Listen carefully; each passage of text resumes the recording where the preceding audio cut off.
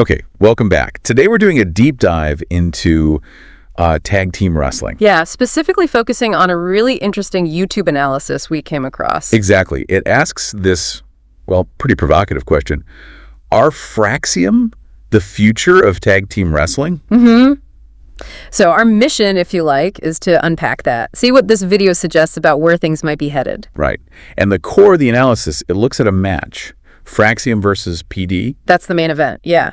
Though it's worth noting Prince and Kit Wilson were also right there in the mix during the key moments discussed. Good point. And the video, it immediately flags the styles, doesn't it? Yeah. Fraxiom just, wow, speed. Incredible speed, and the pace, they said, is something else. Real athleticism on display. Very dynamic. You can see why people are talking about them. For sure. And then you've got PD on the other side. Their whole thing is power, right? Physical dominance. Pretty much, yeah. So it sets up that classic speed versus strength dynamic, agility against power. A tale as old as time, but, in a tag team context. Which adds layers, and the video really leans into how Fraxiom's style impacted PD. It does. It basically argues that Fraxiom's, their quickness, their maneuverability, it caused PD real problems. Yeah, the implication is that PD just didn't really have an answer, that they were struggling to cope. The phrasing in the analysis was pretty strong, wasn't it? Something like PD simply have no defense for it. That was it, yeah.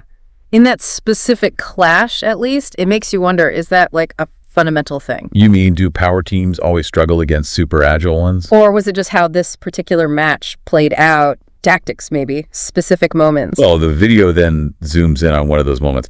They called it the dive train. Ah, yes. The dive train. It sounds dramatic, and honestly, the footage kind of backs it up. So what exactly happened there? Break it down for us. Okay, so you've got Axiom, part of Fraxiom, obviously, and it wasn't just one move. It was like bang, bang, bang. Rapid fire. Exactly. A series of quick dives to the outside, coordinated. Aimed at who?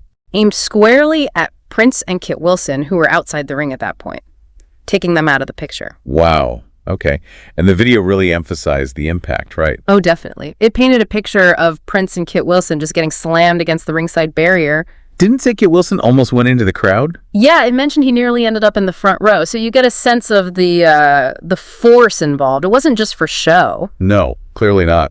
Sounds pretty devastating. And the video presents this dive train as like Exhibit A for Fraxiom's style. Showing how their speed and maybe innovative tag team work can just overwhelm a more traditional power team? Precisely. It's positioned as a potential signpost, a way that different approaches can really disrupt the established hierarchy. Okay, so let's circle back then.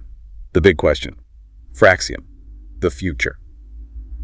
Based on this one analysis, it makes a compelling case, doesn't it? It certainly suggests their approach poses a very difficult question for more conventional teams. That speed, that kind of relentless attack, it might force others to adapt. Could be. I mean, the video implies that PD was left kind of scrambling. It makes you think, are we going to see more teams try to emulate this? Prioritize that high speed, maybe slightly chaotic offense? It's fascinating.